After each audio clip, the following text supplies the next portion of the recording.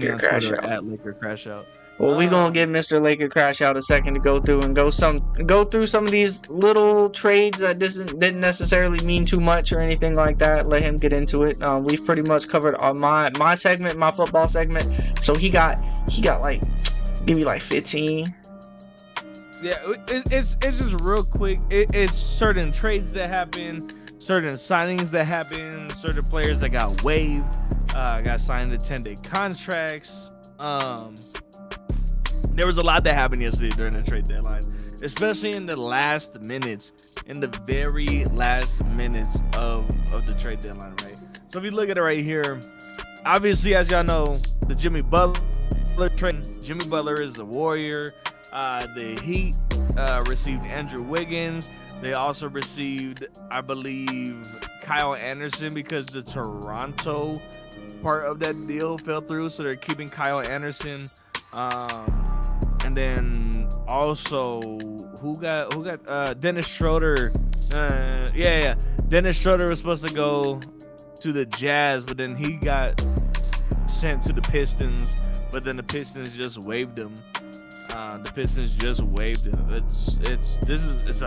a crazy deal. It's a crazy big deal.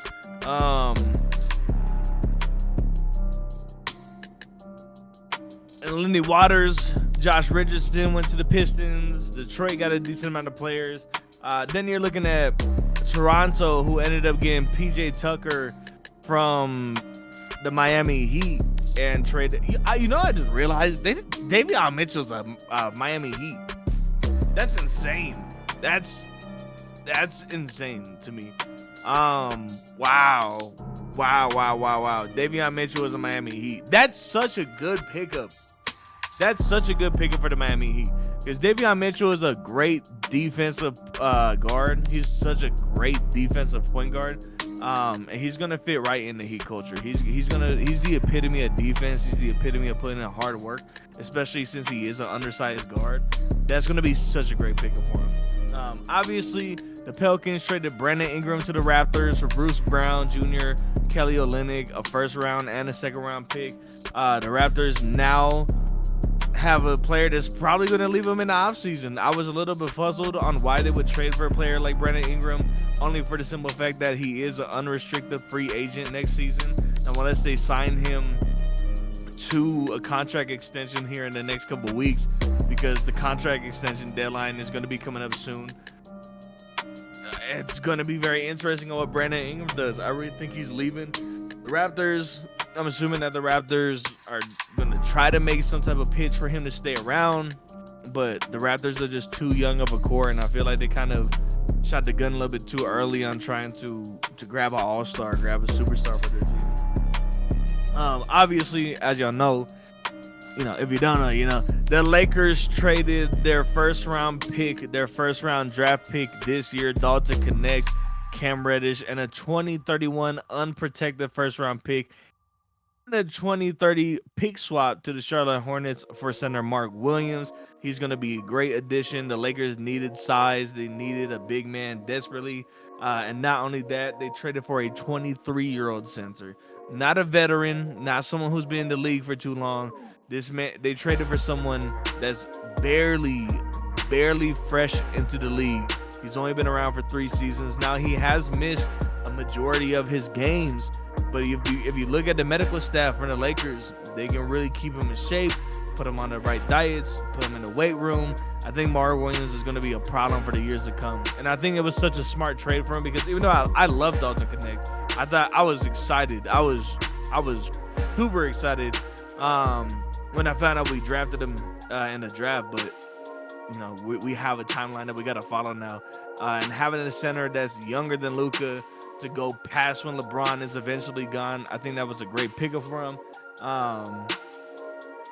Then you're looking at Davion Mitchell to the Heat for BJ Tucker, second round pick and cash. Milwaukee traded Patrick Baldwin Jr. and cash to San Antonio for pennies on the dime. The Phoenix Suns traded Yusuf Nurkic and a 2026 first round pick to the Hornets for Cody Martin, Vasilij Michik, and a 2026 second round pick. The Atlanta Hawks traded DeAndre Hunter to the Cleveland Cavaliers for Karis LeVert, Georges Nguyen, 3 second-round picks, and 2 swaps. I think that's a great trade for Cleveland because they were looking for that one more 3-and-D wing because you have Darius Garland at the 1, great playmaker, great shot creator. Obviously, you have Donovan Mitchell, who I still feel like is a underrated guard. Even though they are the number 1 seed in the East, I feel like people don't really put as much respect on Donovan Mitchell's name that he deserves. He really is one of the best 2 guards, and at that, one of the most undersized, underappreciated 2 guards in the league. And you have Evan Mobley at the 4, Jarrett Allen at the 5. They were really looking for that one centerpiece to really have a solid, heavy-ended front starter rotation. And Karis LeVert, he's a good defensive player. He has a nice mid-range shot, but DeAndre Hunter is going to come in and strictly be about defense and buckets. I'm talking about a lockdown defender that can still shoot the 3. Then you got the Los Angeles Clippers trading Terrence Mann and Bones Highland to the Atlanta Hawks for Bogdan Bogdanovic and 3 second-round picks. The Clippers get a great shooter, great floor space creator, great floor spacer, really. Just an overall knockdown shooter. Some of the best I've seen since Seth Curry. And if I'm not mistaken, the Atlanta Hawks are keeping Terrence Mann, but they just waived Bones Highland literally today. And I'm disappointed because these NBA teams seem like they don't know what they're doing, but at the same time, they know everything that they're doing. Unless you're Nico Harrison. There's teams that are making good decisions, and again, even though Bones Highland, I feel personally, is a great guard, it's easier to get guards in the free agency market and in the draft rather than a big. Terrence Mann, being as sized as he is, those are one of those players that has great playmaking abilities, and you want to keep him around, while Bones Highland is really just a pure bucket getter guard, and you already have that in Trae Young. It's really hard to think of a reason why to go keep him around. So I understand why they waived him, but it would have been interesting to see a backcourt comprised of Trae Young and Bones Highland. I feel like that would have been interesting. And then you have the Memphis Grizzlies, who traded Marcus Smart and a 2025 first-round pick to the Washington Wizards. In a multi-team trade that sends 2 second-round picks into Memphis. Memphis creates now roster flexibility with the move. They create cap space. Probably looking to make a major move in the offseason, depending. Watch out for Brandon Ingram. I feel like that's a team that can land him. The Clippers also traded Kevin Porter Jr. to the Milwaukee Bucks for MarJon Beauchamp, and wow, that was something that I wasn't expecting to see, because I always seen MarJon as one of those players that if you develop them like Giannis, he could really be a Giannis-esque type player. But I understand the reason why. Kevin Porter Jr. is a really good trade for them. Their guard rotation isn't the most solid. You're really relying on Damian Lillard to make most of the guard play.